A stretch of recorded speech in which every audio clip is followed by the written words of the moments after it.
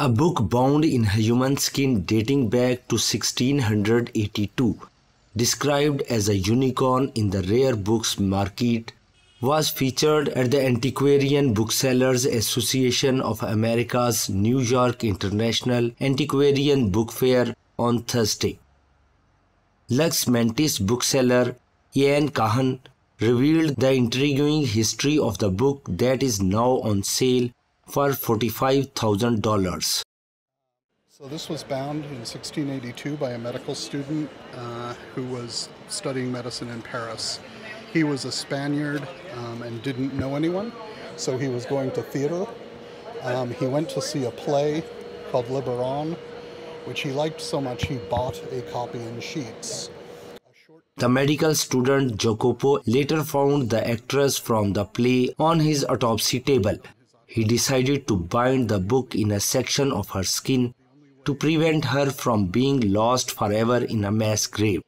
A short time later, the actress who had performed in this appeared on his autopsy table. And the only way you end up in an autopsy theater in 1682 is if your body's unclaimed. And he knew that when they were done, she would go into a mass grave and be lost forever. So he took it upon himself to take a section of her back, process it to parchment, and bind what is most likely the last play she performed in her skin. The book was passed down through the family of Jacopo X and eventually came into Kahn's possession for the current owner Ricardo X. $45,000. And that's primarily because it's a unicorn.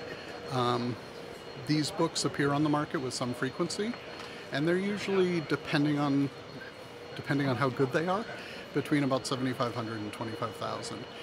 But almost all of them are Victorian. And and they also tend to be either medical, criminal, or religious. This is unusual in a number of ways, in that A, it's a play. It was bound much earlier than most of them, 1682, and it stayed with the same family. It stayed with the same family from its binding.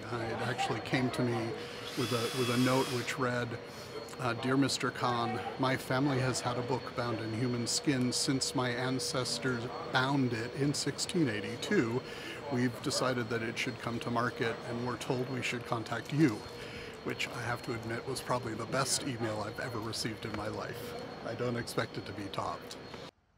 The 64th edition of the book fair will be held at the Park Avenue Armory in New York from April 4 to 7, coinciding with the 75th anniversary of the association.